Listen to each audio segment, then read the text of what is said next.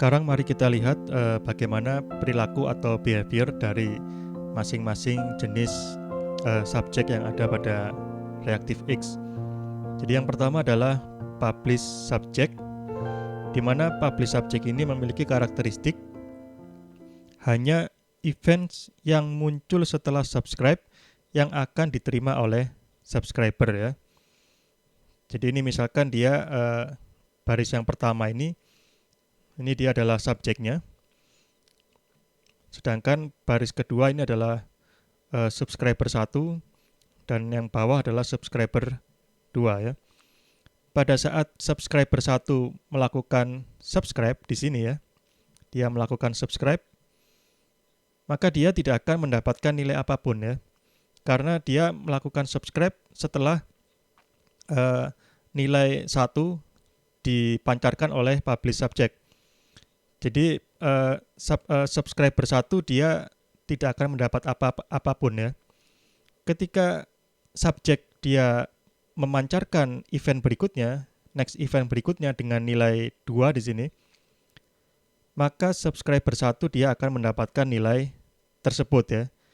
Jadi dia hanya mendapatkan nilai yang dipancarkan setelah dia melakukan subscribe ya. Ini adalah publish subject. Begitu pula dengan subscriber 2, kita lihat. Subscriber 2 dia melakukan subscribe di sini ya. Jadi subscriber 2 dia melakukan subscribe setelah subjek memancarkan nilai 1 dan 2 ya. Kemudian subscriber 2 ini dia tidak akan mendapatkan nilai 1 dan 2 karena nilai 1 dan 2 sudah dipancarkan sebelum subscriber 2 melakukan subscribe. Jadi subscriber 2 dia hanya akan mendapatkan nilai selanjutnya, yaitu di sini nilai 3 saja. Jadi nilai yang dipancarkan setelah dia melakukan subscribe. Jadi ini adalah karakteristik dari publish subject. Kemudian yang kedua adalah behavior subject. Jadi berbeda dengan publish subject ya. Jadi pada behavior subject, event yang akan diterima oleh subscriber ini dimulai dari event terbaru sebelum subscribe ya. Jadi misalkan di sini ada subscriber 1, kemudian ini adalah subscriber 2, dan yang atas ini adalah subjeknya ya. Jadi pertama-tama di sini subjek memiliki initial value ya. Ini adalah initial value-nya adalah 1 sebagai nilai awal ya, initial value-nya. Kemudian pada saat dia memancarkan initial value belum ada subscriber satupun ya. Kemudian subscriber 1 melakukan subscribe di sini setelah subjek mengemit nilai inisial ya. Karena dia adalah behavior subject, maka subscriber 1 dia akan mendapatkan nilai dari event terbaru sebelum subscribe ya. Jadi subscriber 1 dia akan mendapatkan nilai terbaru sebelum subscribe, yaitu angka atau nilai 1 ini ya. 1 ini dia akan diterima oleh subscriber 1 ya. Kemudian ketika subjek mengemit nilai 2, subscriber 1 juga akan mendapatkan nilai 2 ya. Sedangkan subscriber 2 kita lihat di sini, dia melakukan subscribe pada saat di sini. Jadi setelah subjek mengemit nilai 1 dan 2 ya. Pada saat subscriber 2 dia melakukan subscribe, maka dia akan mendapatkan nilai 2. Mengapa dia mendapatkan nilai 2? Karena dia mendapatkan nilai terbaru ya sebelum subscribe. Nilai terbaru sebelum subscribe yang dihasilkan oleh subjek itu adalah nilai 2. Jadi subscriber 2 dia mendapatkan nilai 2, tetapi dia tidak mendapatkan nilai 1 ya. Karena yang diperoleh hanya yang terbaru sebelum subscribe ya. Kemudian setelah itu dia akan mendapatkan nilai-nilai yang terbaru ya. Jadi untuk yang angka 3 dia dipancarkan dan diterima oleh subscriber 1 dan subscriber 2. Jadi ini adalah behavior subject ya. Dia mendapat dimulai dari nilai dari event terbaru sebelum subscribe. Berikutnya adalah replay subject ya. Jadi ini juga hampir sama dengan yang sebelumnya, yaitu behavior subject, di mana replay subject dia memiliki buffer ya. Dia akan mengirim ulang sesuai dengan ukuran dari buffer. Jadi misalkan ini adalah subjek, kemudian ini adalah subscriber 1, dan ini adalah subscriber 2 ya. Di sini subscriber baru akan menerima sejumlah N events terbaru ya. Jadi N events ini sejumlah events yang kita tentukan berdasarkan buffer ya.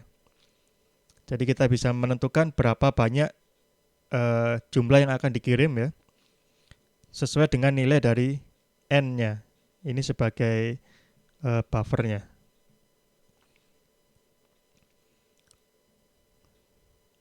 Jadi di sini misalkan subscriber 1 dia sudah melakukan subscribe ya. Jadi dia akan mendapatkan nilai terbarunya. Sedangkan subscriber 2 dia baru melakukan subscribe pada saat atau setelah subjek memancarkan nilai 1 dan 2. Jadi di sini kita misalkan bahwa N sama dengan 2. Jadi kita set N sama dengan 2 sehingga subjek akan memancarkan 2 event terakhir ya, event terbaru terakhir ya, kepada subscriber baru. Jadi subscriber 2 di sini ketika dia melakukan subscribe, dia akan menerima nilai-nilai dari subjek, yaitu 2 nilai terakhir ya, sesuai dengan nilai dari buffernya. Jika kita set 2, maka dia akan mendapatkan 1 dan 2 di sini. Dia akan dipancarkan oleh subjek. Kemudian setelah itu dia akan menerima nilai-nilai seperti biasa ya, dia akan menerima nilai-nilai yang terbaru.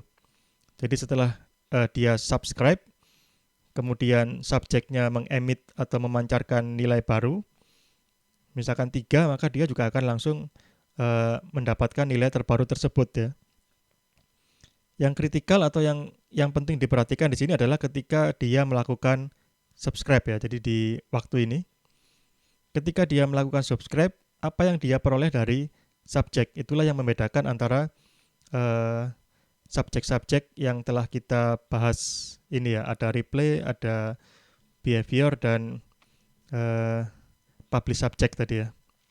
Ini perbedaannya pada saat dia melakukan subscribe. Setelah itu dia sama ya, dia akan menerima event-event yang terbaru. Kemudian yang keempat adalah async subject. Jadi di sini dia unik ya, dia berbeda dengan yang tipe-tipe sebelumnya. Dia hanya akan mengemit nilai terbaru ya ketika ada event complete ya. Jadi misalkan ada async subject, dia melakukan atau memancarkan nilai-nilai ya. Ini adalah async subjeknya, kemudian di sini adalah subscriber 1, kemudian ini adalah subscriber 2. Ketika subscriber 1 dia subscribe, subjek S belum memancarkan nilai apapun ya. Kemudian subjek S memancarkan nilai 1.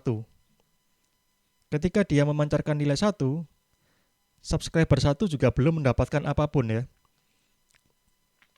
Jadi dia nilai 1 ini dia biarkan saja oleh subjek, tidak dia pancarkan ke subscribernya. Kemudian dia mengemit ada nilai 2 ya, di sini ada nilai 2. Dia juga masih tidak memancarkan ke subscriber. Kemudian nilai 3. Dia juga masih belum memancarkan ke subscriber ya. Di mana pada saat nilai 3, subscribernya ada 2. Ada S1 dan S2.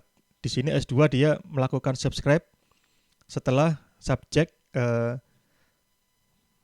menghasilkan nilai 2 ya. Namun nilai 2 belum dipancarkan ya. Nilai 3 juga belum diemit atau dipancarkan. Kemudian setelah nilai 3, subjek S ini dia complete ya. Dia memancarkan event complete. Nah, jadi di sini ada titik krusial di sini ya. Ketika dia memancarkan event complete, maka async subject akan memancarkan event complete ditambah dengan event terbaru sebelum event complete. Jadi di sini event complete dan nilai 3 ini akan dipancarkan ke masing-masing atau setiap subscriber. Jadi ini dia pancarkan ke subscriber 1 dan subscriber 2 ya. Masing-masing isinya adalah complete dan nilai terakhir ya, sebelum complete. Jadi ini adalah async subject ya. Sedangkan nilai-nilai yang sebelumnya, yang ini 1, 2, ini dia tidak dipancarkan ke subscriber ya. Jadi ini adalah karakteristik atau perilaku dari async subject.